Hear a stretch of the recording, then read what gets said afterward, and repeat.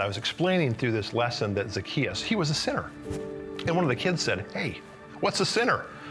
And I said, "Well, a sinner is basically someone who doesn't follow God's commands." And so this 4-year-old looks up, he says, "Well, I'm a sinner then." And I thought, oh my word, because that's the first step in coming to faith, right? To admit that you're a sinner who needs a Savior. I've been in adult ministry for a long time and been having a lot of fun doing that and seen a lot of fruit from that. But when I was in seminary, one of our professors said, listen, he said, these kids need someone other than their father to show them who Jesus is, because Jesus is a male figure. For me, that was a big aha moment. I thought, oh my word, I've been missing out all this time, because my feeling was women should serve in children's, and you don't see very many men. But we made a decision at that point, this is where I'm going to shift gears, right, and really put my shoulder in the children's ministry, because I know God was calling me to do it, and it's a chance for me to have a really big impact on the next generation of kids coming up. There's not many men that serve in children's ministry because they think it's not a manly thing to do.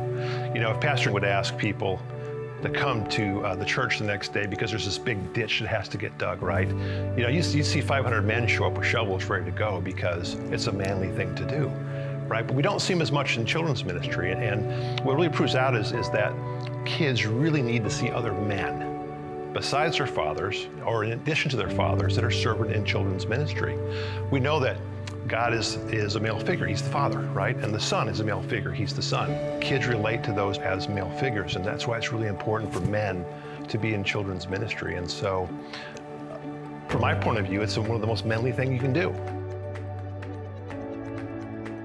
So when I made the switch, kind of from adult ministry to kid ministry, it was a real shift for me. You're making a big difference, because those kids will carry that on for a lifetime. So I think everyone wants to feel like they've mattered and made a difference, right? Even if you think it's something that's small, but you'll never really know with these kids, because you'll never probably see, where it ends. But just to know that if you made a difference in one kid's life, what a big deal that is, right? But we see it every week. There's 20 and 30 and 40 kids in the room for 2 services. And you've just got ample opportunities to impact kids forever.